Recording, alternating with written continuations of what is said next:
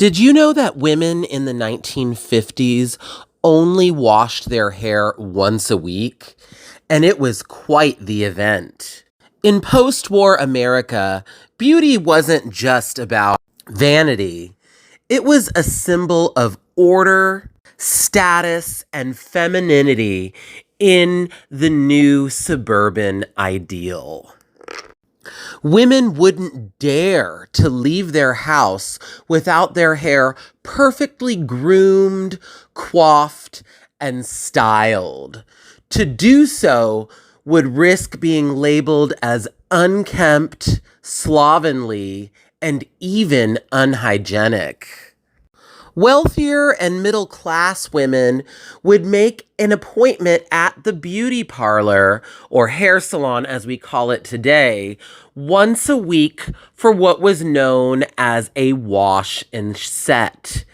They would have their hair shampooed and then rinsed, conditioned, set in rollers, and then put under the dryer before their hair was brushed out and teased and styled and hairsprayed into place. And that hairstyle had to last an entire week before their next beauty parlor appointment. Women would often sleep in hairnets, satin bonnets, or scarves to preserve their hairstyle so it would still look nice the following day. Common hairstyles like the poodle cut, the bouffant, the Italianette, and of course softly curled bobs were inspired by movie stars like Marilyn Monroe, Elizabeth Taylor, and Lucille Ball. If you didn't have the means to make a weekly hair appointment at your local beauty parlor, you would have to style your hair yourself, which often meant setting your hair in pin curls like you see here, or in rollers, and letting your hair dry either naturally, or if you had your own portable dryer, you could use that before brushing out and styling your hair. So as you can see, hairstyling was kind of a big deal, and it took a lot of time and effort to do.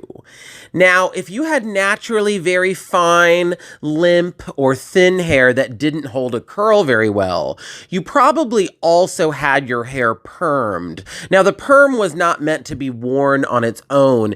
It simply added body and texture to the hair so that it could stay styled for longer. Without the perm underneath, your hairstyle would probably only last a day or two with fine, limp hair, especially these extra curly poodle hairstyles that Lucille Ball made so famous, and these were very popular in the 1950s.